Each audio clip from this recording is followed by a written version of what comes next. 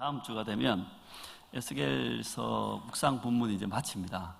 넉 달을 했습니다. 넉 달을.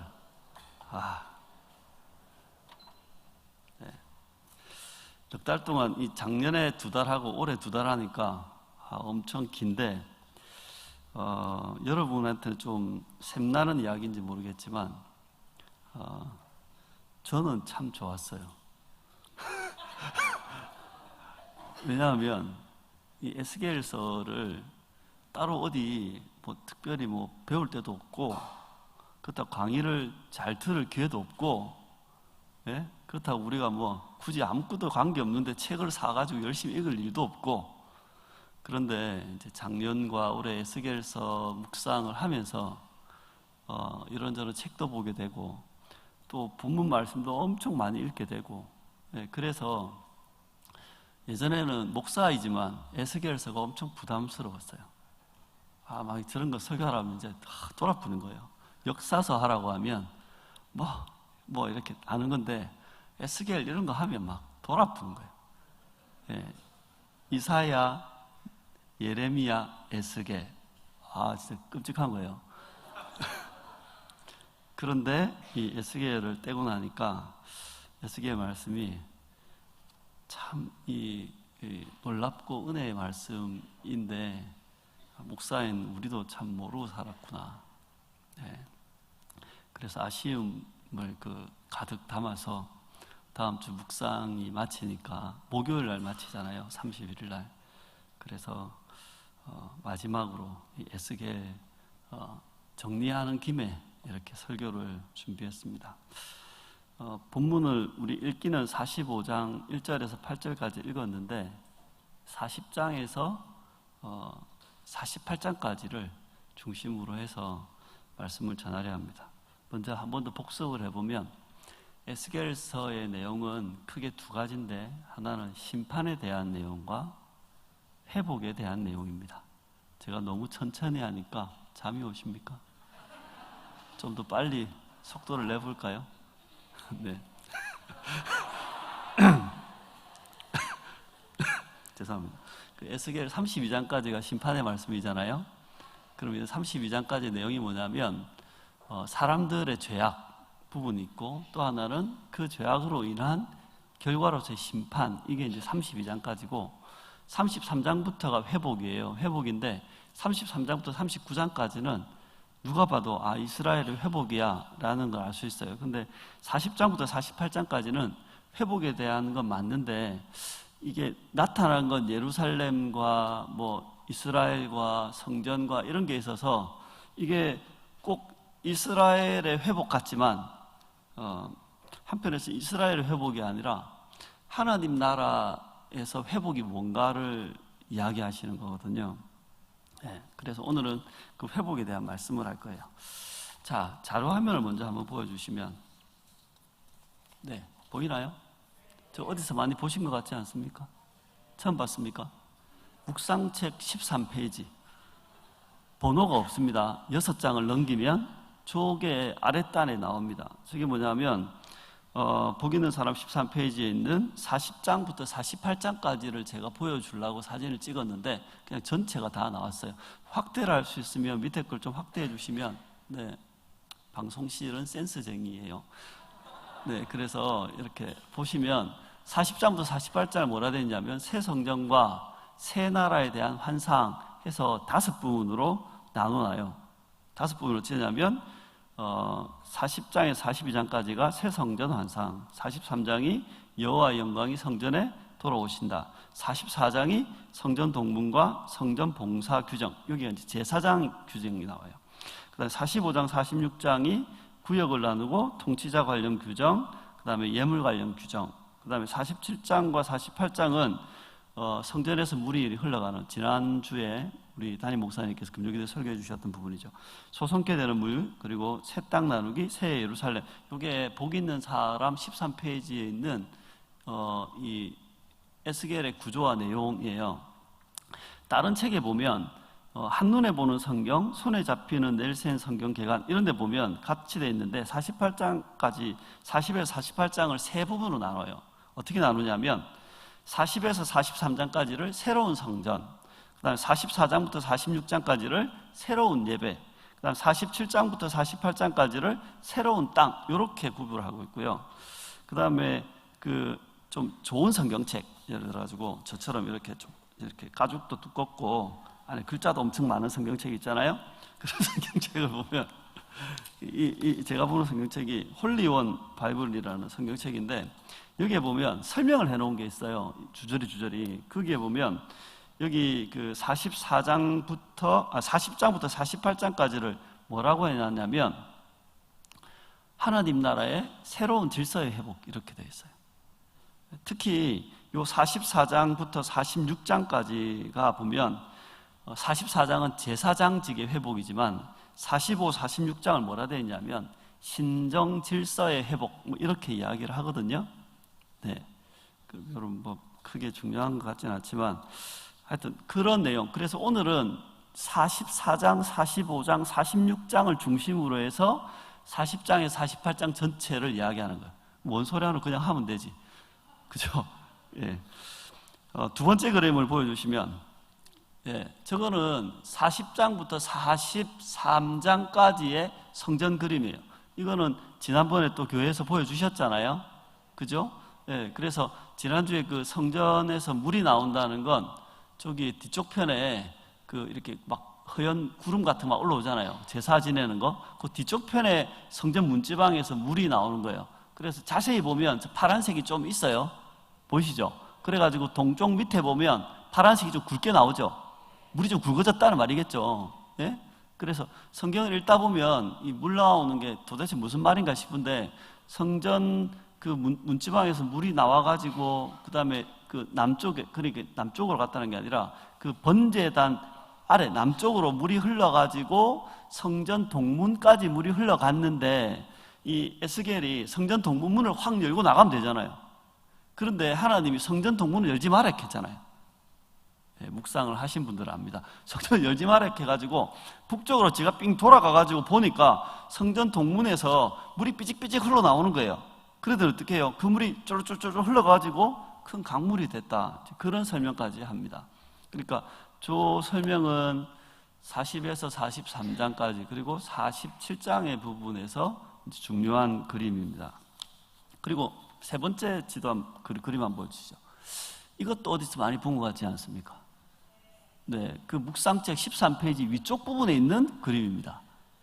이건 뭐냐면 이스라엘의 전체 이렇게 땅이 새롭게 분배되는데 맨 위에 단 지파부터 맨 아래에 있는 갓 지파까지 잘 분배가 되고, 근데 그 중간은 아닌데 애매하게 이제 유다와 베냐민 사이 확대를 한번 해주시고, 그렇죠. 아유, 동그라미 확대를 해주시면, 어이구야.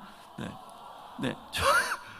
예, 아유, 네, 너무 잘해주니까 막 몸들 뻔. 저기가 PP 적혀 있고 LSZFC 적혀 있는 데 있잖아요.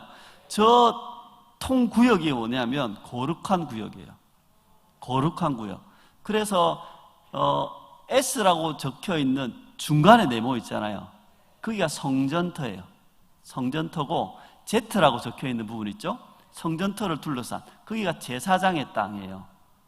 그리고 L이라고 적혀 있는 부분 있잖아요, 위쪽에. 거기가 레위인의 땅이에요. 그러니까 성전을 돌보는 레위인의 땅이고, 그 다음 F라고 적혀 있는 부분 있잖아요. FF. 거기는 뭐냐면 일반 백성들의 땅이에요. 예, 일반 백성들의 땅. 그 성전 주변에 레위인과 제사장만 살지는 않을 거 아니에요. 여러 사람들이 살 건데 그 일반 백성의 땅이고, C는 뭐냐면 저 C가 그 48장 후반부에 있는 뭐 동쪽에 문이 3개, 서쪽에 문이 3개, 남쪽에 문이 3개, 북쪽에 문이 3개, 맨 마지막에 여호와 산마 이래 돼 있는 거 있잖아요. 그 성의 이름을 여호와 산마라 할 것이다. 저게 바로 그 성읍이에요. 어떤 분들은 저 성읍을 이름이 정확히 안 나오지만 저 성읍이 회복된 예루살렘이다, 그런 이야기 하시거든요. 그러니까 저거 이제 C는 성읍, 그 다음 P가 있죠, 양쪽에. PP 적혀 있는데 저기가 왕의 땅이에요. 왕의 땅. 그래서 저 경계를 하나님께서 그냥 대충 왕은 대충 오른쪽 하고 제사장은 대충 중간에 하고 이래 안 해놓고 정확하게 구획을 그러니까 몇 자 몇 자, 어디서부터 어디까지. 그 말은 뭐냐면 하나님이 그 경계를 정확하게 나누셔서 너희들은 그 경계 안에서만 너희들의 것으로 삼고 넘어오면 안 돼. 그런 이야기가 있는 거예요. 자, 그러면 이제 요게 뭡니까? 우리가 조금 전에 읽었던 45장 1절에서 8절, 그리고 47장 성전에서 물 나오는 그 뒷부분, 거기서부터 48장까지. 예.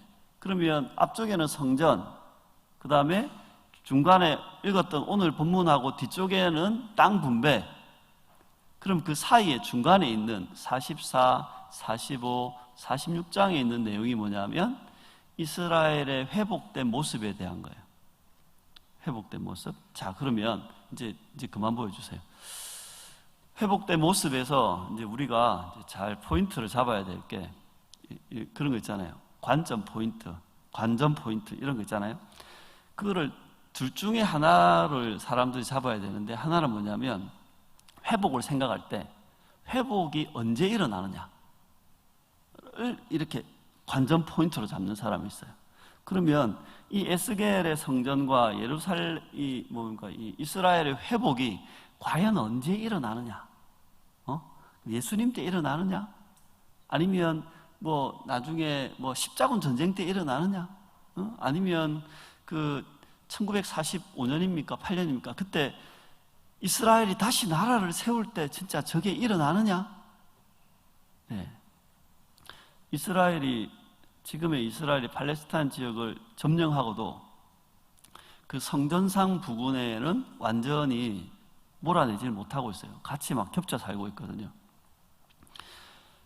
이런 회복의 시기에 초점이 맞춰져 있는 사람들은 이걸 역사적 맥락에서 역사적 사건으로 언제 일어나는가에 그 어떤 관전 포인트를 두는 거예요.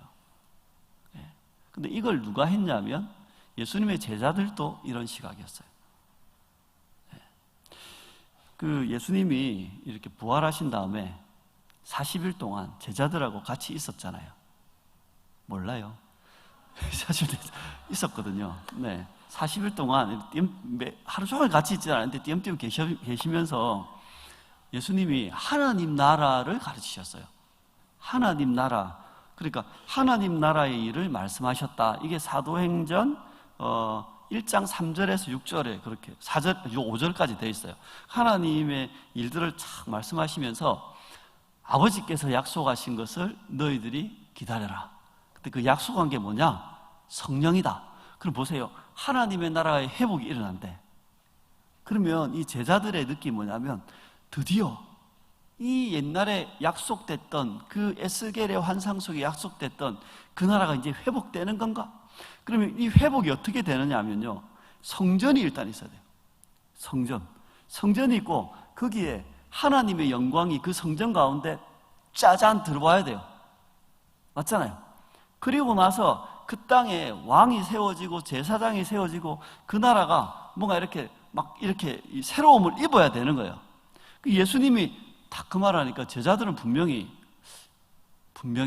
그때가 이때인가 보군. 하나님의 영 성령을 보내준다 했으니까, 그러면 주의 성령께서 이 성전 가운데 옛날에 그 솔로몬 성전, 그리고 이 모세의 성막에 임했던 그 하나님이 다시 우리 성전 가운데 임하는 거 우리가 본단 말인가? 그러면 그때 이스라엘이 회복된단 말인가? 막 이런 그 부푼 기대를 안고 예수님께 물었던 거예요. 이스라엘의 회복의 때가 이때입니까? 예수님이 그 약속한 성령을 보내주신다는 그것이 바로 이 이스라엘의 회복의 때를 말씀하시는 겁니까? 그러니까 예수님이 뭐라 하냐면 7절에 이렇게 이야기합니다. 이르시되 때와 시기는 아버지께서 자기의 권한에 두셨으니 너희는 알 바 아니요. 성경을 아주 점잖게 읽어서 그런데 갈릴리식 표현으로 이야기하면 너희는 알 거 없다. 엉뚱한 소리 하지 말고 그냥 열심히 기도는 해라 임마. 입만 알겠죠? 기도는 해라. 뭐 이런 설명이에요. 그래가지고 어떻게 해요? 성령이 임하면 그때 뭐 이스라엘이 회복되고 이런 거 아니고 성령이 임하시면 예루살렘과 온 유대와 사마리아와 땅끝까지 너희들이 증인이 될 것이다. 무슨 증인이 되겠어요? 이 예수님의 하나님 나라의 증인이 되어서 예루살렘을 회복하고 사마리아를 회복하고 유다를 회복하고 땅끝까지 회복하게 된단 말이에요. 흐름은 에스겔하고 비슷해요. 그런데 에스겔에 나타난 그 사건들은 하나도 안 일어나고 예수님은 그 나라가 회복된다라는 이야기를 하시는 거예요. 그러니까 두 번째 관점인데, 회복에 대한 관전 포인트, 이게 중요한데, 이거 뭐냐면 회복의 상태를 중심으로 보는 거예요. 회복이 도대체 뭐냐? 어떤 게 회복되는 거냐? 이 회복을 역사적 사건으로 보지 않고 이 상태를 볼 수 있다면, 그 상태로 보면 사도행전에 일어났던 초대교회 역사는 에스겔의 환상의 일들이 그대로 일어난 거나 같아요. 네. 지금까지 이 에스겔의 환상이 역사적 사건으로 실현된 적은 없습니다. 에스겔 성전 같은 게 지어진 적도 없습니다. 만들어진 적도 없습니다. 제가 그래서 이 에스겔 성전이 어떤 건가 그래서 열심히 그림도 살펴보고, 솔로몬 성전도 보고, 기타 등등 스룹바벨 성전도 보고 했는데, 스룹바벨 성전은 너무 찌그러져 가지고 이거는 에스겔 성전, 솔로몬 성전도 안 되는 거예요. 그나마 좀 에스겔 성전과 조금 흡사하다기보다 좀 그래도 좀 뭐가 좀 번듯하게 뭐가 좀 규모가 있다 그 싶은 것은 헤롯 성전이에요. 근데 헤롯 성전은 이게 하나님의 성령이 임재하고 이런 게 없거든요. 오히려 AD 70년에 성전은 파괴돼 버렸어요. 그 헤롯 성전을 통해서 이스라엘이 회복되거나 이런 건 없고, 오히려 헤롯 성전과 함께 예루살렘과 그 유다 땅은 이렇게 막 파괴되고 엉망진창이 나버렸거든요. 그래서 그 이후부터는 거의 그들이 유다 땅에도 제대로 살 수 없을 만큼, 예루살렘에서 살 수 없을 만큼 그런 고통을 당했던 게 헤롯 성전이었어요. 근데 형태를 보면 오히려 그게 좀 닮았지 않느냐. 그러면 우리가 보세요. 예수님도 이 하나님 나라의 회복을 이야기하실 때 언제, 어느 때에, 어떤 역사적 사건에서 일어난다. 보통 세대주의자들이 이런 말을 많이 하거든요.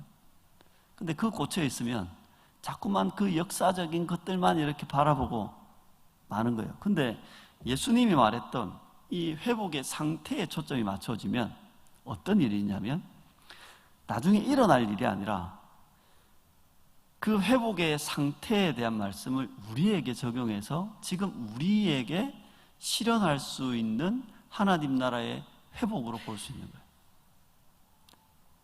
그래서 에스겔 성전이 회복되는 그 역사가 예수님 이후에 초대교회에서도 그 회복이 일어나고, 그리고 오순절 이후에 오고 오는 세대마다 각 교회에 일어나는, 각 교회에 펼쳐지는 그 하나님의 회복이 바로 에스겔서에 있는 회복이라는 겁니다. 또 우리도 그 회복을 누려야 되지 않겠습니까? 관심이 없습니까? 지금 당장 문제나 해결해 달라 이런 겁니까? 그래서 이 에스겔서의 회복의 상태를 보면 이게 이제 지금부터 본격적인 에스겔서인데 지치지 마시기 바랍니다. 이 에스겔서의 내용은 하나님 나라의 회복을 이야기하는데 아주 부분을 가지고 이야기해요. 작은 부분을 이야기하는데 그 작은 부분을 잘 보면 전체가 보이는 거죠. 네, 이게 좀 독특하게 돼 있어요. 작은 부분 몇 가지를 설명했는데 그것을 통해서 전체를 설명하는 구조. 네. 그리고 이 에스겔서가 전반적으로 가지는 게 뭐냐면 하나님의 회복, 그 다음에 새로운 어떤 그 질서, 새로운 나라에 대한 어떤 소망, 이것들은요 현재 살고 있는 바벨론의 삶과 대조를 이루는 거예요. 그들은 지금 바벨론에 포로로 잡혀 있잖아요. 그죠? 근데 바벨론은 돈이 작아요, 많아요? 엄청 많아요. 군사력이 세요, 안 세요? 엄청 세요. 능력도 있고. 그런데 하나님은 저런 건 회복이 아니라는 거예요. 근데 우리는 그게 회복이잖아요. 좀 잘 나가고 힘있고 돈도 좀 많이 벌고 집도 좀 좋은 집에 살고 그래서 바벨론 성처럼 캐슬에 살고 이러면 그러면 우리 좀 성공한 것 같잖아요. 저게 회복 같잖아요. 좀 이렇게 바닷가가 보이는 그런 집에서 살고 이러면 회복 아닌가요? 네? 계속해서 산도 안 보이고 바다도 안 보이고 계속해서 앞에 시커먼 뭐 이렇게 벽만 보이고 막 이러면 진짜 불쌍한 인생이고 좀 이렇게 탁 트여 있고 바다 보이면 회복된 사람이고 그런 관점에서 보면 안 된다. 하나님은 바벨론과 다른 질서, 바벨론과 다른 회복을 말씀하신다 이거예요. 처음에 40장에서 43장까지가 회복을 어떻게 이야기하냐면 성전이 있고 그 성전에 여호와의 영광이 임하는 거예요. 그러니까 이 성전에 여호와의 영광이 임한다. 그러니까 하나님이 그 성전 가운데 다시 거하신다. 그래서 책 같은 데 보면 여호와가 돌아오신다 이 말이에요. 왜냐하면 이스라엘의 그 타락한 그 유대와 예루살렘 성전이 있었잖아요. 하나님이 뭐라 하냐면 나는 이제 저기 안 살란다. 나는 이제 너희들하고 같이 안 있을란다. 나는 더 이상 이 성전에서 드리는 예배고 뭐 역겨워 죽겠다. 문 좀 닫았으면 좋겠다. 그 사람들 문을 안 닫았잖아요. 그러니까 하나님 어떻게 해요? 확 뽀사붙잖아요. 그리고 나는 이제 여기 안 있을래. 이게 이스라엘의 멸망 사건이었어요. 근데 하나님 뭐라 하냐면 새로운 성전, 누가 지었는지도 몰라요. 새로운 성전이 있는데 거기에 하나님의 영광이 임했다. 하나님이 거하신다는 거. 그러니까 회복에 있어서 우리에게 일어나는, 성도에게 일어나는, 교회에 일어나는 그 회복의 시발점은 어디냐면 첫 번째는 하나님이 우리 가운데 거하심, 하나님이 우리와 함께 하심. 이것이 진정한 회복의 시작이다. 아무리 잘 나가고 잘 풀리고 뭐 많이 벌고 이래도 그 사람 속에 하나님의 임재가 없으면 그거는 회복이 아니다. 바벨론일 뿐이다. 그러니까 하나님의 회복, 이 사도행전 2장에도 보면 주의 성령께서 임하시잖아요. 오순절날 임할 때 그 오순절날 예루살렘에 있었거든요. 예루살렘에 있었다면 성전에서 얼마 떨어지지 않는 곳에서 하나님의 성령이 거기에 임했다는 거예요. 아주 화려하고 멋지고 뭐 몇십 년 동안 건축했던 성전이 이미 있어요. 헤롯 성전이 있어요. 근데 하나님은 그 성전에 임한 것이 아니라 어느 작은 집에 그냥 다락방이든 방에 모여있는 그 몇 명 안 되는 우리 교인 성도, 여기 금종교대에 온 사람보다 작은 그 성도들이 모여있는 그곳에 하나님의 성령이 임했다. 이 말이 뭔지 아세요? 진짜 성전, 진짜 하나님의 성전은 이거다라는 거예요. 헤롯 성전, 화려한 성전이 있는데 그 성전이 하나님의 성전이 아니라 지금 어떤 이름 없는 집에, 어떤 가정, 어떤 집에 이렇게 예루살렘에 빠글빠글 모여갖고 있는 그 사람들의 모인 그곳이 바로 하나님의 성전이다. 그러니까 성전이 건물이에요, 사람이에요? 그렇죠. 그 사람들 가운데 하나님의 영이 임하는, 그게 회복된 하나님의 이 성전의 회복이다. 교회는요, 그래서 원래 그 초대 교회에서는 건물에 목숨 걸지는 않았어요. 건물에 목숨 걸을 것 같으면 열심히 헌금해가지고 예루살렘 성전을 사야 되잖아. 아니면 예루살렘은 아니더라도 그 옆에라도 뭐 하나 지어야 될 거 아니에요.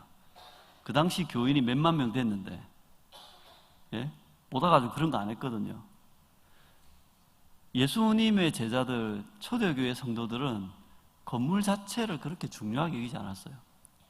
그런데 예수님 시대 때 성전을 중심으로 한 사두개인들, 그리고 그들과 함께 있었던 바리새인들, 율법사들, 이런 사람들은 성전, 눈에 보이는 건물이 엄청 중요한 거예요.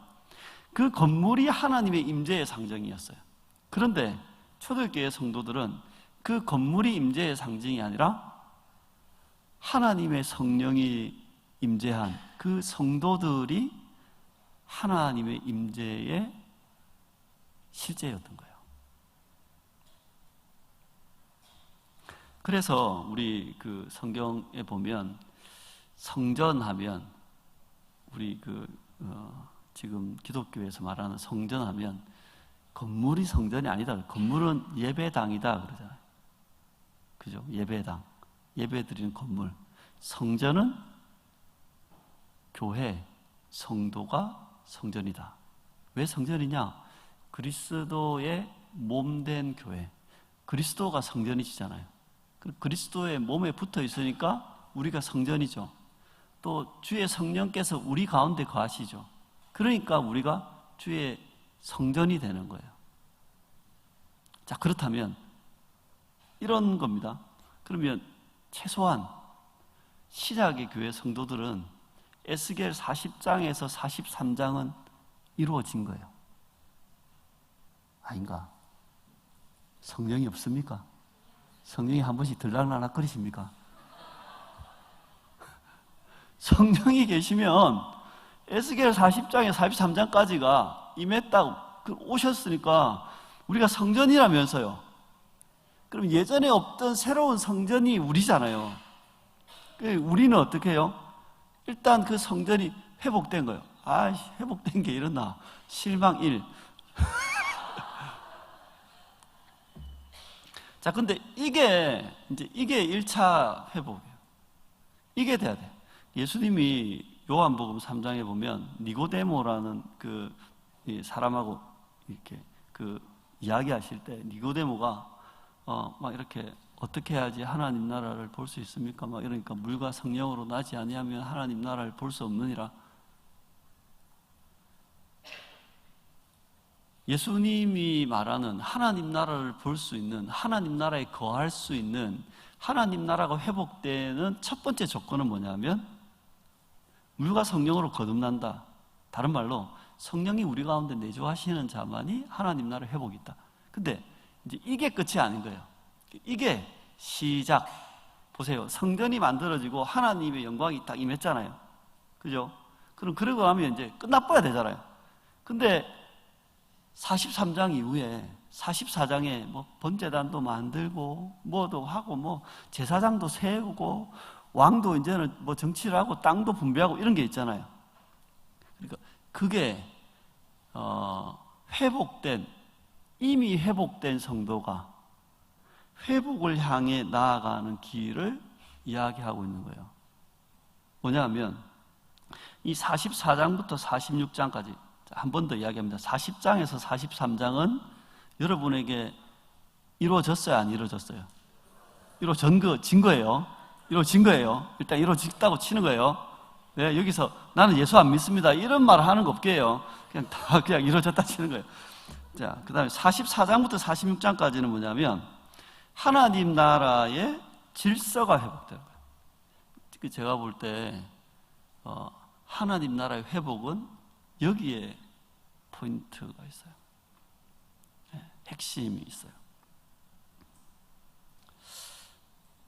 나중에 설명을 할 수도 있겠지만 47장에서 48장까지는 특히 47장에 보면 지난주에 황 목사님께서 그 성전에서 물이 이렇게 삐질삐질 나와가지고 강이 돼가지고 강이 된 게 어디로 흘러가냐면 동쪽에 있는 바다로 흘러가요.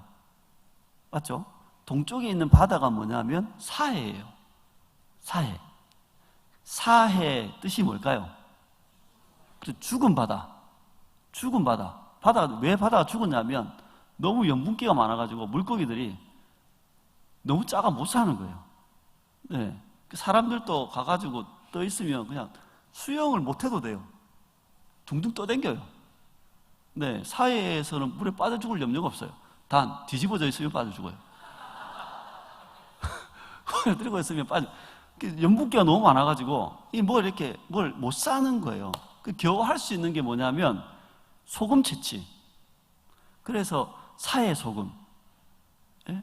사해소금 비누, 사해소금 화장품, 사해소금 선크림, 그런 거 엄청 많이 팔거든요. 예? 한 번씩 이 기독교 유적지 갔다 오신 분들이 뭐 그런 거 사오신단 말이에요. 네, 그런 거 되게 좋아요. 또 소금이 좋아가지고, 네? 하여튼 그런 거. 그럼 여보세요. 강이 흘러가 동쪽으로 흘러가지고 그 강이 흘러간 그 바다가 물고기가 살 정도로, 예? 그 바다가 죽은 바다가 아니라 생명력이 넘치는 바다가 되는 거예요. 그뿐만 아니라 그 강이 흘러가는 양옆에 보면 그 강이 흘러가는 양옆이 어떻냐면요, 거기가 보통 유다 광야 지역이에요. 유다 광야. 가보면 그림은 엄청 멋있는데 저 어찌 살겠노 싶은 데가 거기에요. 네. 그럼 그 땅이 어떻게 해요? 숲으로 바뀌고 나무가 자라고 꽃들이 깃들고, 네. 그러니까 그 땅이 생명의 땅으로 바뀌고 그 죽음의 바다가 생명의 바다로 바뀐다. 근데 이 성경에 보면 갯벌은 그대로 갯벌이 될 거다 이런 거 있잖아요. 그죠? 그러면 다 회복되지 않고 일본은 회복이 안 되는갑다 이게 아니라, 예? 갯벌이 필요해요, 안 필요해요? 갯벌도 필요한 거예요. 맞잖아요? 다 이렇게 막 맑은 물대 뿌리면 갯벌에서 뭘 이렇게 채취하고 뭘 얻어야 될 것도 없잖아요. 예? 동해에 가면 낙지가 없잖아요. 동해에는 오징어, 게, 깊은 바다에. 근데 서해에 가면 꼴뚜기, 낙지, 짱뚱어, 예? 이런 게 있잖아요. 왜 그런 게 있어요? 갯벌이니까. 그럼 거기도 거기 나름대로 갯벌도 죽은 바다가 아니라 생명력 있는. 그러니까 성전에서 흘러가는 그 강물로 인해서 죽음의 땅이 생명의 땅으로 바뀐다. 그러면 도대체 이 성전과 함께 어떻게 됐길래 거기서 흘러가는 강물로 인해서 생명의 땅으로 바뀌는가? 그 핵심이 44장부터 46장까지다. 44장에 46장은 크게 세 부분으로 또 이야기되는데, 하나는 뭐냐면 제사장 부분, 제사장. 그러니까 44장에는 레위 너는 그때 타락했으니까 제사장 못한다. 근데 제사장을 할 수 있는 사람들은 사독의 자손들만 제사장 시킬 거야, 뭐 이런 말이 있거든요. 그러니까 제사장을 다시 임명하고 제사장의 규례를 설명을 해요. 내용을 보면 제사장의 규정, 제사장의 직무, 제사장에게 주어지는 혜택, 이게 44장 15절부터 31절까지 말씀이에요. 네. 원래 이렇게 구약을 설교할 때는 막 그냥 스토리로 이야기식으로 하면 재밌는데 성경 공부식으로 해서 너무 죄송해요. 네, 너무 죄송해요. 네, 그 제사장의 규례를 보면 7가지가 있는데요. 직무와 규례가 7가지 되어 있는데, 첫 번째 3개가 뭐냐면 제사장이 일할 때 입는 옷, 그 다음에 두 번째는 머리털에 대한 규정, 세 번째는 성전에서 일할 때 술 마시면 안 돼. 그리고 중간에 있는 4번째가 뭐냐면 이스라엘 백성을 바르게 가르치고 법도를 지키게 해야 된다라는 직무예요.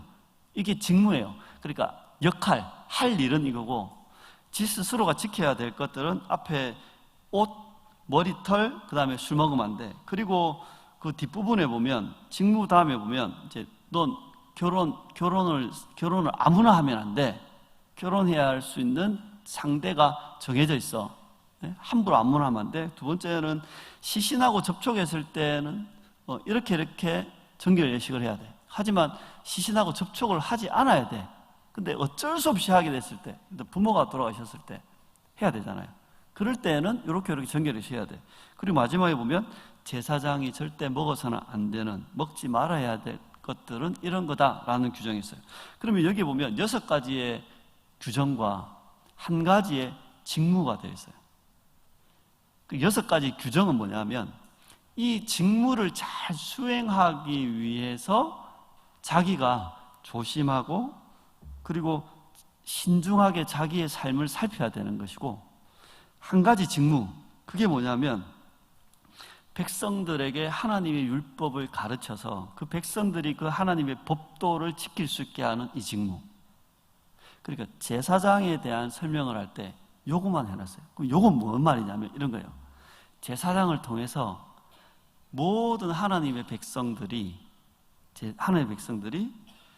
하나님 나라의 법도를 알고 그 하나님 나라의 법도를 지킬 수 있도록 하는 사람이 바로 제사장이다.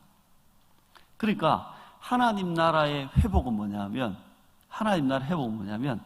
제사장을 통해서 그 제사장에게 속해 있는 백성들이 하나님의 법을 아는 것, 다른 말로 하면 하나님 나라의 질서를 아는 거예요. 이거를 창세기 창조의 이야기로 하면 세계관 할 때 이걸 창조의 법이라고 해요. 그러니까 제사장은 뭘 하는 사람이냐면 자기를 잘 이렇게 지켜서 자신에게 있는 이 거룩함을 잘 지켜서 백성들에게 하나님 나라의 법과 질서를 가르쳐주고 그 하나님 나라의 법과 질서를 백성들이 잘 지킬 수 있도록 하는 것이 이게 바로 회복이다. 그럼 우리들에게 일어나야 될 회복은 뭐냐면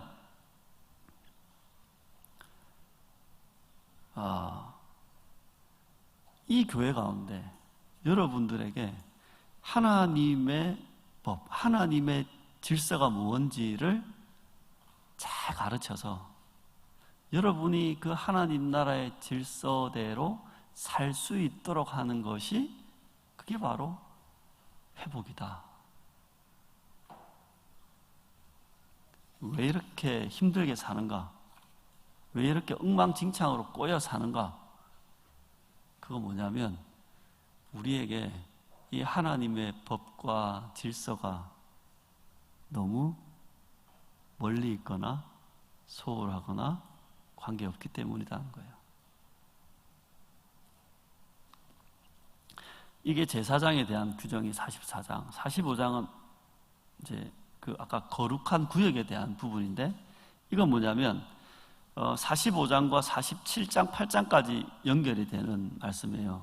그러니까 성소, 제사장의 땅, 레위인의 땅, 이스라엘 사람의 땅, 왕의 땅, 그 경계를 넘어가면 된다, 안 된다?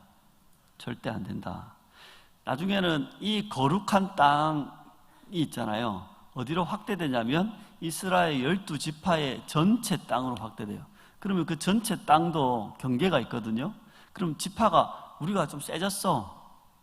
우리가 좀 사람도 많고 우리가 좀 능력도 있고 그랬어.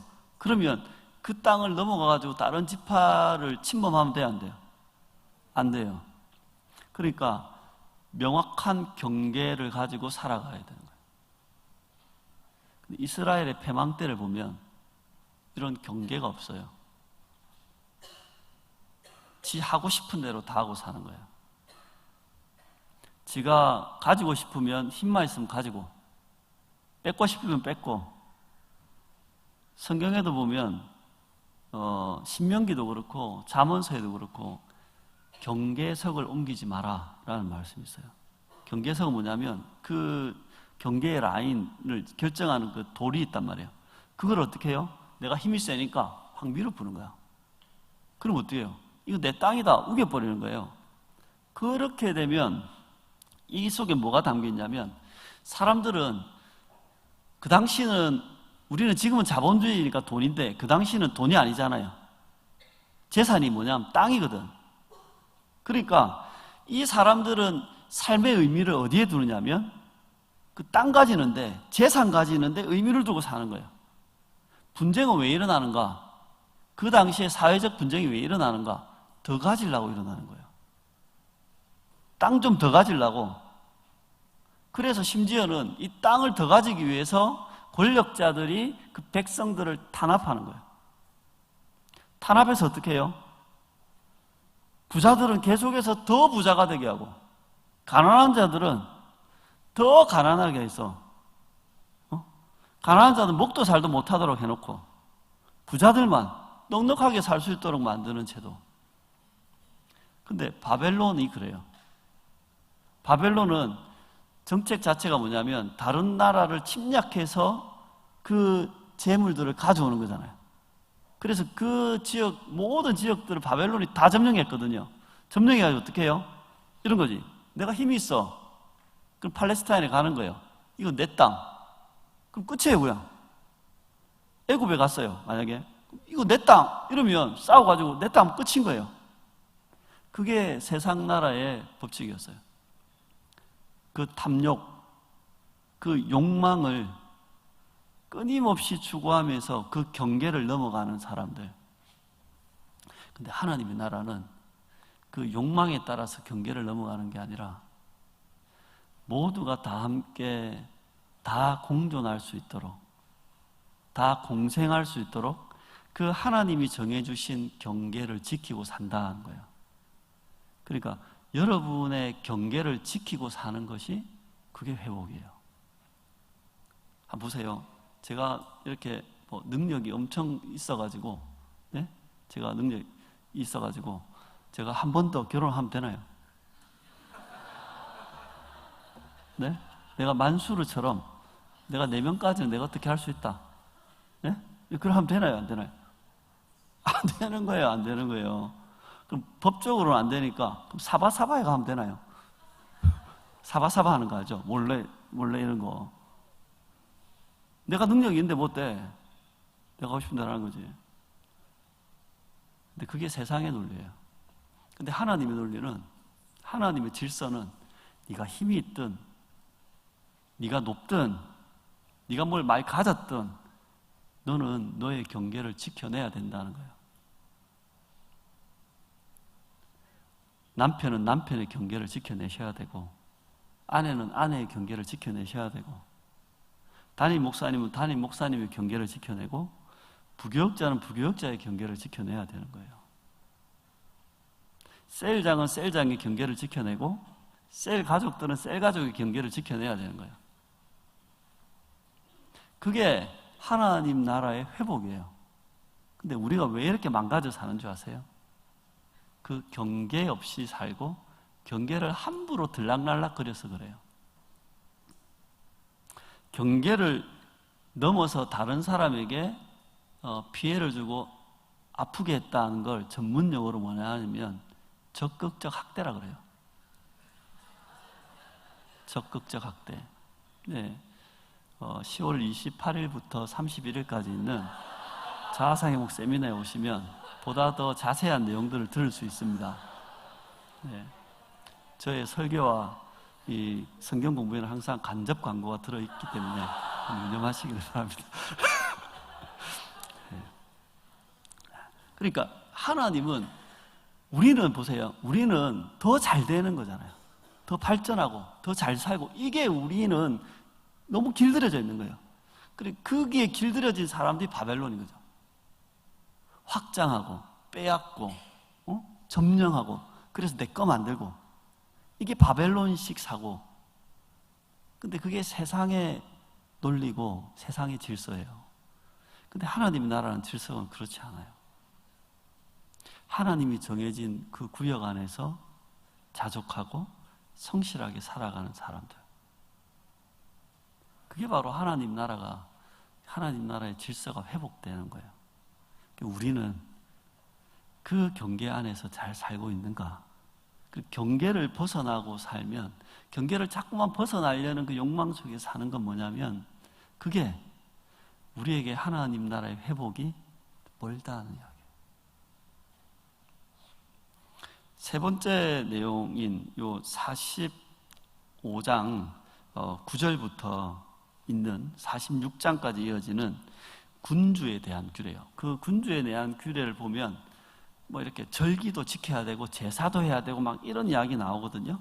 근데 거기에 이런 거 해야 된다고 하는데 아주 강조점으로 주어지는 게 뭐냐면 45장 9절과 10절에 보면 군주는 폭력과 탄압을 그쳐야 된다. 왜 폭력과 탄압을 하는 줄 아세요? 착취를 위해서 하는 거예요. 착취는 뭐냐면 더 가져야 되겠다는 거예요. 더 가져야 되겠다. 예. 왕이 되어서 어떻게 해요? 자기에게 있는 힘과 능력을 가지고 나는 이 힘으로 더 가져야 되겠다. 그게 일반 군주들이 했던 일이에요. 근데 하나님이 뭐라냐면 회복된 하나님의 나라에는 아무리 그가 지위와 권세와 능력이 있다 할지라도 폭력으로 탄압으로 착취해서는 안 된다. 그리고 10절에 보면 이런 것도 추가돼요. 용량을 속이면 안 된다. 용량을 속이면. 전에 새벽기도 류 목사님이 이야기했지만 백성들한테 받을 때는 예를 들어가지고 1리터가 이렇게 많이 됐다가, 예? 백성이 돌려줄 때는 1리터를 줄였다가 남는 거 가지고 어떻게 해요? 자기가 이득 보고 그렇게 하면 안 된다는 거예요. 예. 그러니까 그 용량을 이렇게 재는 것마저도 정직하게 속이지 말고 해야 된다. 왜요? 그게 바로 이 나라를 지켜야 되는, 이 나라의 어떤 그 하나님 나라의 질서가 실현되도록 하는 게 왕이기 때문에 그래요. 그래서 왕한테 공평과 공의로 다스리고 그걸 실천하라는 거예요. 아까 왕의 땅이 있었잖아요. 니는 그 땅으로 만족해라. 그 땅이 작아요? 그 땅이 작지가 않아요. 거의 어떤 그 한 지파의 반 정도 되는 땅이란 말이에요. 그 작은 땅이 아니죠. 그 충분하다는 거예요. 충분하다. 근데 그 왕만 충분한 게 아니고요. 하나님 나라에서는 모두가 충분하다는 거예요. 그러니까 사도 바울이 내가 부유함에도 처해봤고 가난함에도 처해봤고 있어도 받고 없어도 받는데 내가 모든 것들 가운데 자족하는 비결을 배웠다. 다른 말로 하면 나는 충분하다. 근데 우리는 충분해요? 안 충분하죠. 항상 모질하죠. 왜 이런다 이거? 예? 군주는 소유권자가 아닌 거예요. 군주는 뭐냐면 위탁을 받은 사람이에요. 근데 일반 세상의 군주는, 왕은 뭐냐면 소유권자예요. 내 거야, 다 내 거야. 내 건데 어떻게 네가 좀 쓰다 줘, 이런 거잖아요. 내가 네한테 은혜를 베풀어서 이 땅은 네가 경작하게 해주마, 이런 게 군주잖아요. 근데 하나님 나라의 군주는 자기 게 아니에요. 심지어 자기에게 있는 것마저도 자기 게 아니에요. 하나님이 맡겨준 거죠. 군주의 땅 PP 적혀 있었던 거 있잖아요. 그거는 진짜 왕이 지 거냐? 아니에요. 하나님이 그 왕이 살 수 있도록 허락한 땅이에요. 그럼 그 땅 전체는 누구 거냐? 하나님 거죠. 하나님 거. 지 거는 하나도 없어요. 네. 그래서 45장 17절에 보면, 성경에 보면 군주의 본분에 대해서 나와요. 군주의 본분. 45장 17절을 제가 읽어드리면 이렇습니다. 군주의 본분은 번제와 소제와 전제를 명절과 초하루와 안식일과 이스라엘 족속의 모든 정한 명절에 갖추는 것이니 이스라엘 족속을 속죄하기 위하여 이 속죄제와 소제와 번제와 감사제물을 갖출지니라. 이 말은 뭐냐면 제사장을 통해서 하나님 나라의 법과 질서를 가르쳐 주잖아요. 맞잖아요? 그러면 그것들이 실제로 실행되도록 하는 게 누구 몫이다? 왕의 몫이다 하는 거예요. 왕은 이 하나님의 나라의 질서가 실제로 실현되도록, 예? 절기가 지켜지고 제사가 드려지고 하나님을 예배하고 그 다음에 이 제도들이, 이 땅의 경계들이 지켜질 수 있도록 왕은 그 질서를 지켜내고 실현하는 사람이 바로 왕이다. 그러니까 이스라엘의 하나님 나라의 법과 질서를 작동하게 하고 실현하는 사람, 그 사람이 왕인 거예요. 왕. 이들이 보세요. 그렇게 경계를 지키고 하나님 나라의 법이 실현되고, 우리가 보면 이렇게 신년절기, 그 다음에 그 유월절, 그 다음에 초막절, 그리고 안식일, 그리고 초하룻날, 그죠? 그리고 매일, 이 절기와 매일 드리는 번제에 대한 이야기를 나오잖아요. 이 말은 뭐냐면 이 모든 날들이 하나님 나라의 회복된 날이고, 이 모든 날들은 하나님 나라의 이 창조 질서가 실현돼야 될 날이다. 그걸 어떻게 해요? 절기 지키면서 이 날은 하나님의 날이지, 안식일을 예배드리면서 이 날은 하나님의 통치 질서가 실현돼야 되는 날이지, 이 날만 하면 돼? 내일도 모레도 해야지. 이게 신약의 정신에, 신약 교회의 정신에 온 거예요. 우리는 월, 화, 수, 목, 금, 토 주일이죠. 그죠? 그리고 우리는 주일 성수로 하죠.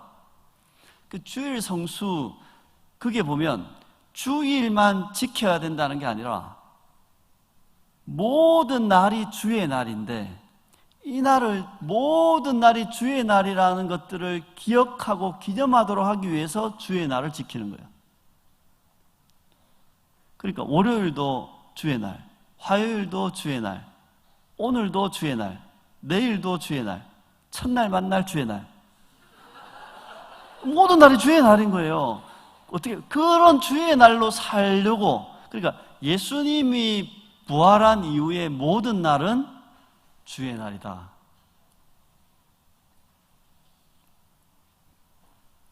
이렇게 왕과 제사장과 그 땅의 경계를 통해서 하나님 나라의 질서를 우리가 배우고, 하나님 나라의 질서가 실현되고, 그 하나님 나라의 가치인 경계를 지키고 서로 책임을 지고 함께 이 공동체를 위해서 공생하는 이것들이 실현되는 그 성전과 그 나라에서 흘러나오는 그물이 어떻게 해요? 그 땅을 회복시킨다는 거예요. 그러니까 우리가 성전이랬잖아요. 그죠? 이 우리의 성전이, 이 교회가, 성도들이 이 하나님 나라의 질서로 회복될 때 이 성도들과 함께 있는 이 세상도 회복된다. 이 세상의 죽음의 땅 같지만 그게 바로 하나님께서 이 세상을 회복하는 방식이다. 세상 욕하면 된다, 안 된다? 안 된다. 왜요?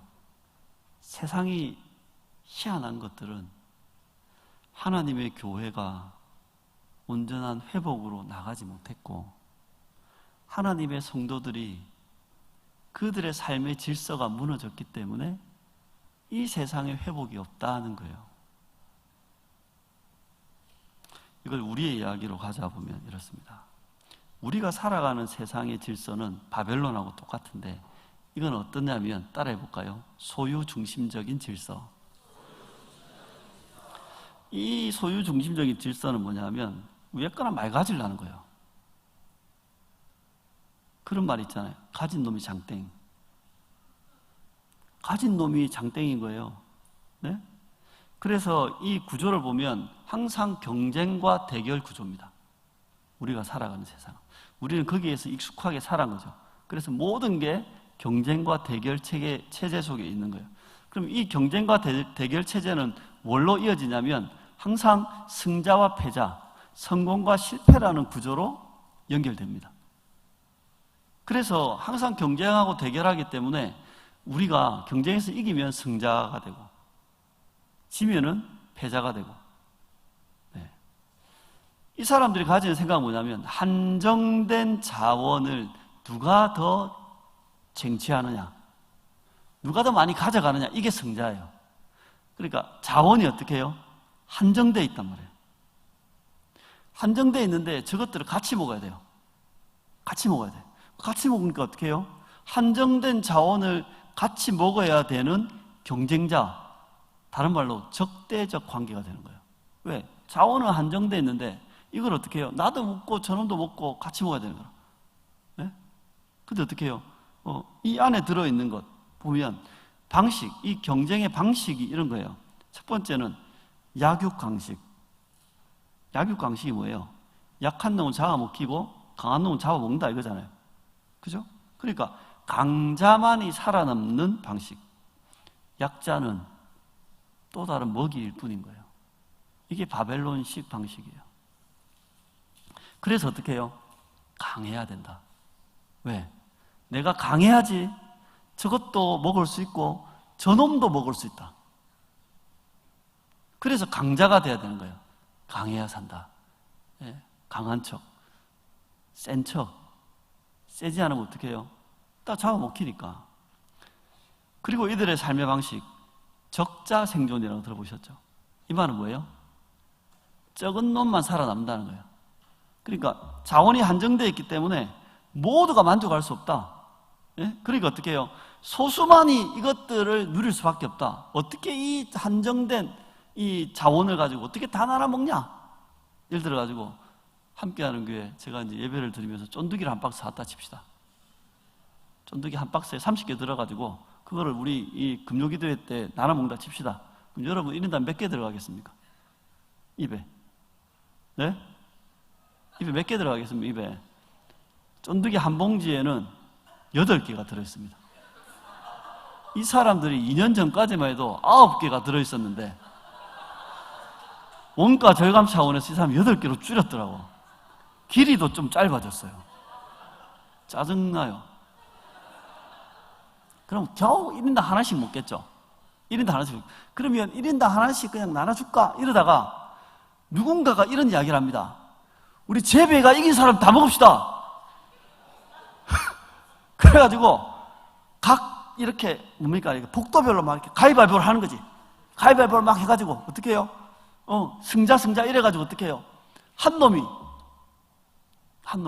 한 성도가 다 먹는 거지 뭐. 다 먹으면서 어떻게 해요? 한 박스를 들고 내가 쫀득이의 왕이다. 그러면서 어떻게 해요? 가까운 사람한테 쫀득이 하나씩 주고 은혜를 베푸는 거죠. 그러면 어떤 사람은 가까운 사람 한 봉지의 은혜를 받겠지만 조금 덜 가까운 사람은 한 줄의 은혜를 받잖아요. 한 줄의 은혜를 받으면 어떻게 해요? 그걸 이제 집에 와가지고 어떻게 해요? 니도 한 입 먹어봐라. 그걸 째가지고 먹지는 말고 빨기만 해라. 그러니까 강한 소수가 살아남는다. 그게 적자 생존의 원리죠. 그래서 우리가 은연중에 가지는 게 상위 1% 안에 들어야 된다는 거예요. 상위 1% 안에 들어야 된다. 안타깝게 부산에 사는 사람들은 상위 1%가 없죠.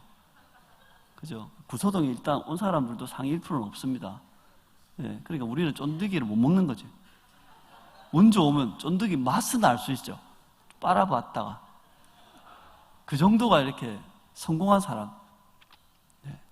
그 다음에 이들의 바벨론식 그 방식이 뭐냐면 승자 독식이라는 게 있습니다. 이게 뭡니까? 이긴 놈이 다 먹는다. 이게 아까 그 쫀득이가 똑같은 거죠. 이긴 자가 모든 걸 가져간다. 네, 이긴 자가 모든 걸 가져간다. 우리가 이 모든 이렇게 사회 시스템을 보면 다 그거예요. 네, 우리 그 축구 같은 거 보면 지금 이렇게 손흥민 나오는 챔피언스 리그가 열심히 하고 있거든요. 지금 32강인가? 이렇게 막 조별리그 하잖아요. 그죠? 그래가지고 우승을 하면 몇 천억을 줘요. 맞나? 맞을 거야. 우승을 하면 그 유럽 축구 연맹에서 중계권자 이래가 엄청 많이 줘요. 그런데 이렇게 32강 이래 간 사람들 있잖아요. 그렇게 많이 없어요. 준우승에도 그 엄청 작아져요. 그러니까 이제 우리 또 이렇게 대회 같은 거 하면 보통 우승 상금 100만 원 이러잖아요. 그럼 준우승 상금 30만 원 이래. 맞잖아요. 네? 그리고 확 줄어들죠. 그러니까 이긴 놈이 다 가져가야 되는 거야. 사자들의 세계가 그렇습니다. 아무리 암컷이 많아도 제일 센 수컷이 모든 암사자를 거느립니다. 그게 바벨론식 방식입니다. 그러니까 이 사람들의 존재의 의미, 삶의 방식, 삶의 의미는 뭐냐면 위에거나 경쟁해서 이겨가지고 내가 더 많이 가지면 그게 의미 있는 삶이 되는 거예요. 그게 멋진 삶이 되는 거예요. 우리가 그게 길들여져 있거든요. 이 교회 와서도 어떻게 해요? 하나님을 셀이 끌어모아가지고 이기게 해주세요잖아. 아닌가요? 이기게 해주세요. 하나님의 힘을 빌려가지고 내가 더 많이 가지게 해주세요. 요즘에는 좀 너무 우리가 힘드니까 제발 빛을 좀 줄여주세요 이렇게 기도하지만 왜 그런 더 많이 가지게 해주세요 뭐 이렇게 기도하잖아요. 근데 하나님의 나라 질서는 안 그렇다는 거예요. 앞에 이 세상의 나라 바벨론식의 방법은 소유 중심적인 질서라면 하나님 나라 질서는 따라해볼까요? 관계 중심적인 질서. 이걸 대표하는 도시가 예루살렘이에요. 예루살렘은 뭐냐면 이런 거예요. 샬롬의 도시란 말이에요. 예루살렘이. 그러니까 이 하나님 나라의 질서는 샬롬의 관계를 추구하는 거예요. 뭐 더 가진다, 더 먹는다 이게 아니에요. 세상 나라는요 개념이래요. 한정된 자원을 왜 거나 내가 더 많이 가져야 돼 이런 개념이잖아요. 근데 하나님 나라의 그 개념은 어떤 거냐면 하나님의 나라는 자원이 한정되어 있는 게 아닌 거예요. 하나님은 하나님으로부터 우리에게 필요한 모든 것을 넉넉하게 주시는 분이다라는 거예요. 한번 생각해 보세요. 통닭이 한 마리밖에 없는데 이거를 10명이 먹어야 돼요. 예? 그러면 얼마나 빠른 속도로 통닭을 먹겠어요? 나눔이 되겠어요 이게? 나눔이 되겠냐고. 나눔이 안 되는 거지. 어떻게 빨리 먹어야 되니까 빨리 먹어야 10명이 먹는데 한마디 하면 어떻게 해요? 뭐 말해라 빨리 말해라 그래 말해라 빨리 먹어야 되는 거잖아. 그런데 뭐 그런 건 없지만 통닭 뷔페에 갔다 칩시다. 통닭 뷔페에 가면 어떻게 해요? 계속해서 통닭을 가져올 수 있잖아. 그러면 빨리 먹을 필요 있어요? 없죠. 어떻게 해요? 느긋하게 천천히 이야기하면서 그죠? 이렇게 먹어도 되잖아요. 그 하나님의 나라는 그런 넉넉함이 있는 나라라는 거예요. 그러니까 죽기 살기로 빼앗가지고 내가 더 많이 먹겠다 이럴 필요가 없어요. 그러니까 뭘 할 수 있어요? 관계를 회복할 수 있는 거예요. 관계를 지향할 수 있는 거예요. 그리고 이 하나님 나라의 사람들은요, 보세요. 경쟁자, 적대적인 관계, 내가 이기든가 아니면 내가 지면은 다 빼앗겨 이런 막 이렇게 살벌한 관계가 아니고요. 하나님 나라 관계는 창세기 2장의 표현으로 하면 돕는 배필이에요. 제사장은 백성을 돕는 배필, 왕은 백성을 돕는 배필.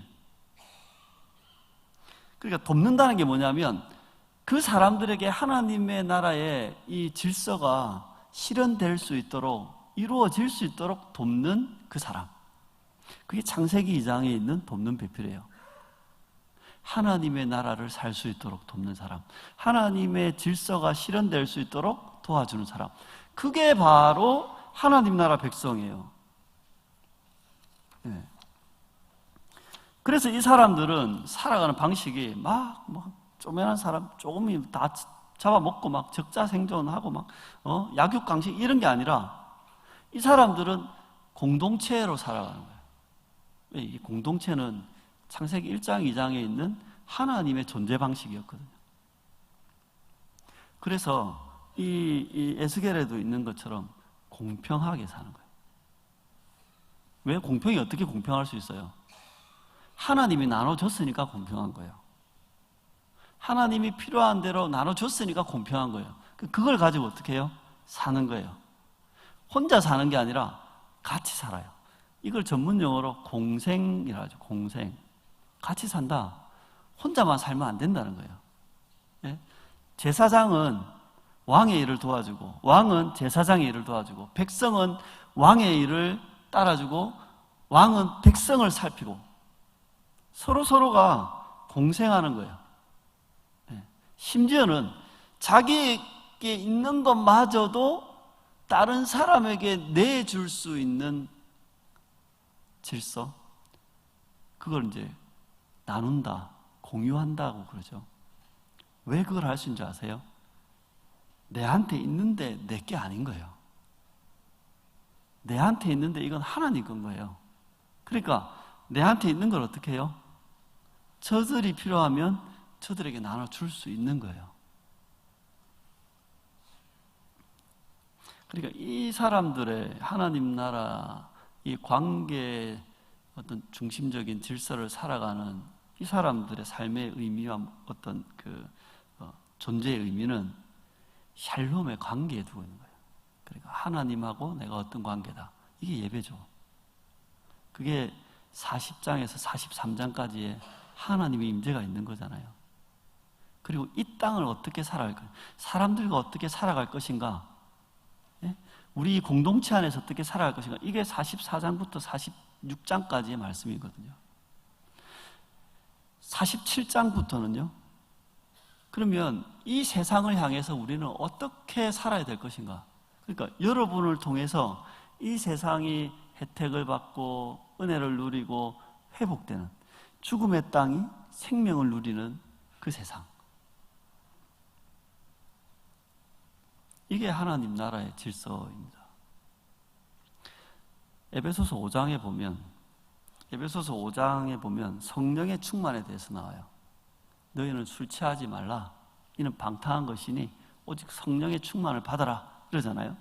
그러면 우리 그 목사님을 통해서 에베소서 강의를 들었겠지만 에베소서 4장부터 6장까지는 관계에 대한, 그러니까 내 자신에 대해서 어떻게 살지, 교회는 어떻게 살지, 부모와 자식 간에 어떻게 할지, 부부 관계는 어떻게 해야 될지, 이 세상의 상정과 종사에는 어떤 관계로 살아야 될지, 그 핵심이 어디에 있냐면 성령 충만에 있는 거예요.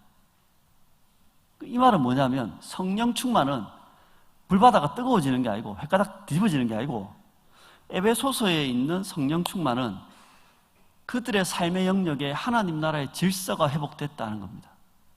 성령이 오셔서 뭐 하시는가? 하나님 나라의 질서를 바로잡으신다. 어떤 질서요?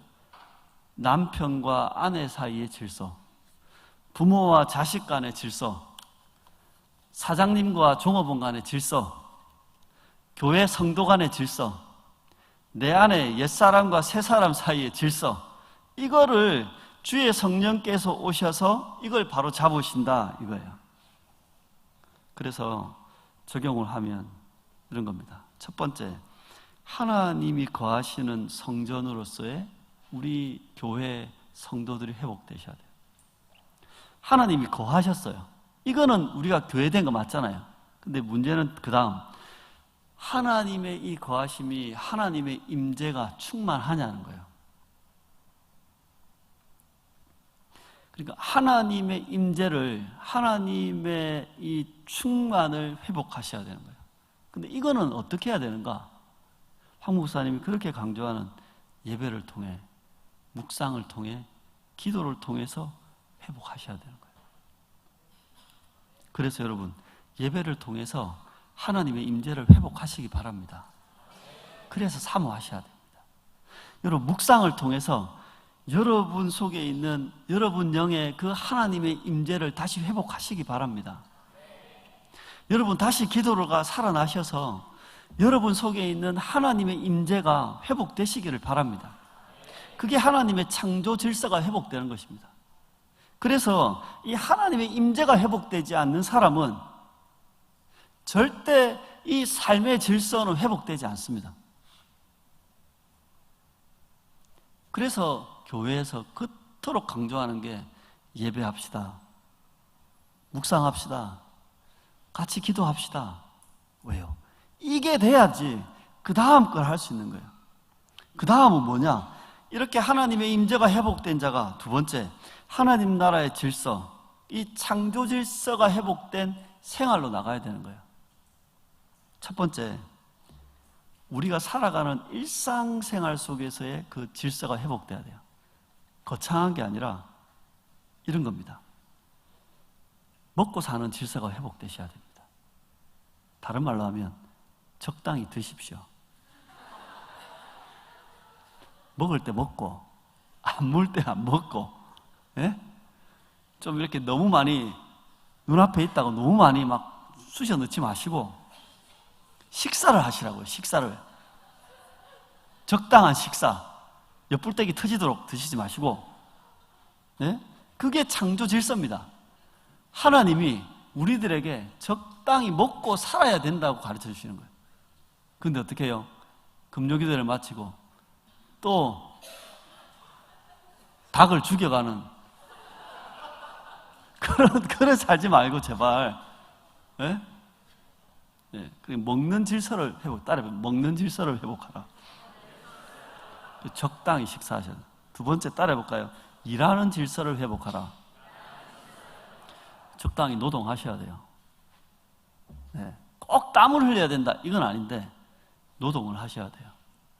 네, 너무 스마트폰만 보는 노동을 하지 마십시오. 일도 하시고 몸도 움직이시고, 네, 청년들 같으면 공부도 좀 하시고, 네, 직장을 다니시면 시간 맞춰가 좀 가시고, 그래서 적당한 노동이 필요합니다. 네.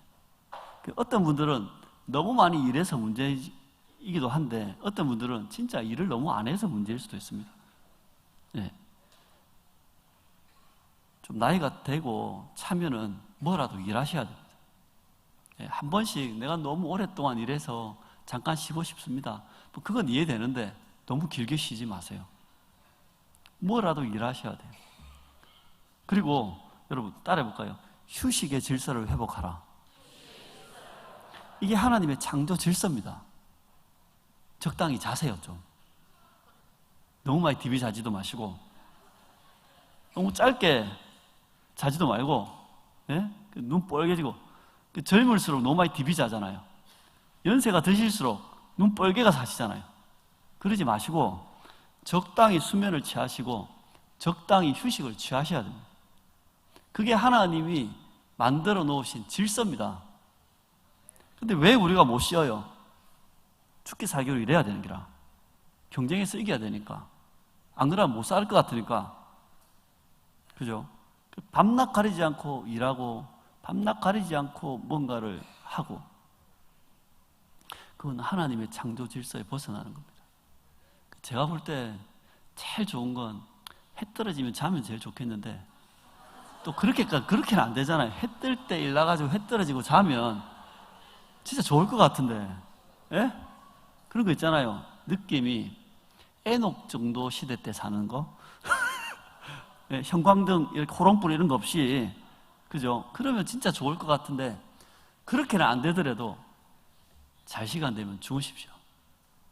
요 일상생활의 질서를 회복하는 게 다준학교의 처음에 목표였어요.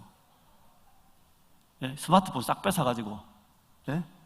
다준학교 할 때 야식 줍니까? 예? 야식 통닭 먹으면 됩니까?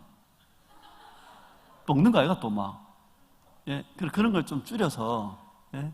밥만 세끼 밥만 좀 잘 먹고 한 번씩 이렇게 먹는 건 이해되죠. 근데 첫날 만날 그건 좀 아닌 거잖아요. 그건 아니잖아요. 그건, 그죠? 그 다음에 목사님이 좀 이렇게 잠을 좀 일찍 재우려고 마음은 그렇게 가지시는데 또 우리가 강의가 늦다 보면 새벽에 또 늦게 잘 수 있잖아요. 예? 근데 처음에 할 때는 취지가 안 그랬어요. 처음에 할 때는 11시인가 12시인가 내가 딱 자는 거라. 근데 보세요. 우리가 잠을 늦게 자서 잠을 못 자는 게 아니라 잘 때까지 뭔 짓을 하잖아요. 아시죠? 이렇게 스마트폰 들고 이런 거 얼굴에 완전 맞을 때까지 스마트폰 보고 있잖아요. 그렇게 하니까 자도 잔 게 같지 않은 거라. 맞잖아요. 몇 시간을 자도 숙면을 취해야 되는데, 그러니까 폰을 다준할 때 수고하잖아요. 그거 없이도 잘 수 있다. 맞잖아요. 그거 없이 처음에 잠이 안 올걸? 처음에 일주일 동안은 스마트폰 없이 잠이 강의를 늦게 마쳐서 잠이 잘 올라나. 하여튼 처음에 그게 적응이 안 되는데 나중에는 없이도 잘 잘 수 있거든요. 네. 그런 것들. 그 다음에 일하고 공부하고 하는 것들. 그게 기본 질서가 돼야 되는 거예요. 네. 그 다음에 일상생활에서 좀 더 들어가면 그 가정생활의 질서도 회복돼야 돼요. 성경은요, 신약이든 구약이든 항상 이 질서를 강조합니다. 율법서에도 보면 가정생활에 대해서 엄청 강조하고요. 신약의 서신서에도 보면, 특히 바울 서신서나 이런 데 보면 가정생활 엄청 강조합니다. 그리고 여러분, 부부 관계가 회복되셔야 돼요. 남편이 남편답게 사셔야 되고요, 아내가 아내답게 사셔야 됩니다. 서로 비난하고 네가 똑바로 살아라 인간아 이러면 안 되고, 내가 남편이면 남편으로서 어떻게 내가 이 질서대로 살까를 생각하고 살아야 됩니다. 내가 어떻게 이 가장, 집안의 가장으로서 책임 있게 아내를 사랑하고 자녀를 잘 양육할 수 있을까? 이거를 여러분 사는 게 그게 질서 있는 삶입니다. 창조 질서가 하나님 나라 질서가 거창한 게 아닙니다. 그리고 부모 자식 간에도 마찬가지 아닙니까? 여러분은 자녀들에게 이 하나님 나라의 질서를 보여줄 사람입니다. 베드로전서 2장에 있는 것처럼 우리는 왕이며 제사장입니다. 에스겔서에 있는 그 제사장이 여러분이고, 에스겔서에 있는 왕이 바로 여러분입니다. 여러분이 여러분의 가정에 하나님 나라의 질서를 가르쳐야 될 사람이고, 또한 여러분이 여러분의 가정에 하나님 나라의 질서가 실현되게 해야 될 왕입니다. 여러분의 가정에 그 온전한 질서가 회복돼야 되지 않겠습니까? 그게 에스겔서에 보여준 환상의 그 회복이 우리에게 일어나는 겁니다. 그뿐만 아니라 여러분, 교회에서도 좀 이 질서가 회복돼야 되지 않겠습니까? 그냥 무턱대고 교회 열심히만 오라는 게 아니고, 여러분 먼저 우리가 셀 교회를 하잖아요. 셀 교회를 왜 합니까? 교회를 좀 교회답게 해보자. 성도들 좀 친밀하게 교제하고 관계하고, 하나님 나라가 성과 중심도 아니고 하나님 나라가 경쟁적인 게 아닌데, 하나님의 나라라면 그 샬롬의 관계를 경험하고 누리고 살아야 되는데, 우리가 성도들이 많으니 좀 작은 소그룹에서라도 이 샬롬의 관계를 한번 누려보자. 이게 셀 공동체 아닙니까? 그 샬롬의 관계가 회복돼야지 거기에 전도가 되고 확장이 되는 거 아닙니까? 그래서 여러분, 여러분의 셀 공동체 이번에 좀 길게 하지 않습니까? 아직 늦지 않았습니다. 지난 셀 같으면 이제 포기해야 된다 이렇게 말할 수 있는데, 아직 늦지 않았습니다. 아직 많이 남았습니다. 네, 위기가 왔다, 기회입니다. 위기가 와야지 깊어지지. 네? 뭐 셀이 풍지박산됐다, 절호의 찬스입니다. 성전이 무너져야 다시 세워지지, 안 그렇습니까? 그러니까 이 기회에 다시 셀 공동체의 이 샬롬의 관계를 회복해 보십시오. 그리고 교회에서, 교회가 당연히 해야 될 것, 여러분, 이 배움과 훈련의 이 질서가 회복되셔야 됩니다. 배우셔야 됩니다. 뭐라도 배우셔야 됩니다. 예, 적당히 이렇게 뺀질뺀질한 거를 전문용어로 개긴다 하잖아요. 교회에서 막 개기시면 안 됩니다. 뭐라도 배우시고 뭐라도 훈련 받으시고. 우리 교회 얼마나 많습니까? 제가 볼 때는 교회 등록해가지고 10년 정도를 받을 수 있습니다. 10년 정도를 훈련 받을 게 있다니. 어마어마합니다. 어마어마해. 네? 그러니까 이런 장을 마련내는 건 어떻게 해요? 뭐라도 배워보라고. 근데 뭐라도 하나 배우고 훈련 받는 게 회복되셔야 됩니다. 내가 이제 직분자니까, 내가 이제 아니까 그런다고 소홀히 하시면 안 됩니다. 그리고 뭐라도 섬기시고 봉사하는 질서가 회복되셔야 됩니다. 근데 이게 교회 생활의 질서입니다. 성도들 간에 교제하고 훈련받고 봉사하고 섬기는 게, 이게 초대교회부터 있었던 교회의 온전한 질서입니다. 근데 내가 이거 안 하면 어떻게 해요? 교회가 교회로서 존재하기 어려운 겁니다. 특별히 하나 더 추가하면, 여러분 좀 정체성이 회복돼야 되지 않겠습니까? 그죠? 그거 하려고 10월 28일부터 31일까지 자아상회복 세미나를 하는 거 아닙니까? 네. 그래서 좀 하세요. 좀 하시고 회복되시고 내가 누구인지 알고 어떻게 살아야 될지 알고 이런 정체성이 회복돼야지, 그래 하나님 나라 백성으로서 좀 이렇게 생명력 있게 살지 않겠습니까? 이렇게 회복된 교회, 이렇게 회복된 성도가 이 땅을 치유하고 회복하는 겁니다. 이 교회가, 우리 성도들이 예배가 회복되면 죽은 사람이 살아나는 겁니다. 사회 바다 같은 그 사람들이 생명의 바다로 살아나는 겁니다. 우리가, 이 교회가 교회답게 회복되면 이 부산 땅이, 이 죽은 땅이 다시 살아나는 겁니다. 성도가 성도답게 회복되면 다음 세대가 살아나는 겁니다. 어떻게 이 땅을 살릴까? 어떻게 이 땅을 회복할까? 우리가 첫날 만날 기도하는 1820교회, 27개 대학, 부산 땅에 54만 젊은이, 318개 중고등학교, 어떻게 살겠습니까? 여러분이 교회답게 그 질서가 회복되면, 우리가 성도답게 이 하나님 나라의 질서가 회복되면 하나님은 그 회복된 성전 가운데 자연스럽게 물을 흘려보낼 것입니다. 쫄쫄쫄쫄 흐르는 그 물이 어떻게 해요? 이 땅을 회복하게 될 것입니다. 성도 여러분, 부디 여러분에게 주어진 사명, 여러분에게 주어진 이 삶을 그냥 흘려보내지 마시고 그냥 교회만 열심히 나오면 된다, 이게 아니라 정말 이 에스겔 40장부터 48장까지 있는 이 회복이 여러분의 회복되시고 우리 교회의 회복이 되시어서 우리를 넘어 이 땅을 살리는 그런 교회와 성도로 쓰임받는 온 성도 되시기를 진심으로 축복합니다.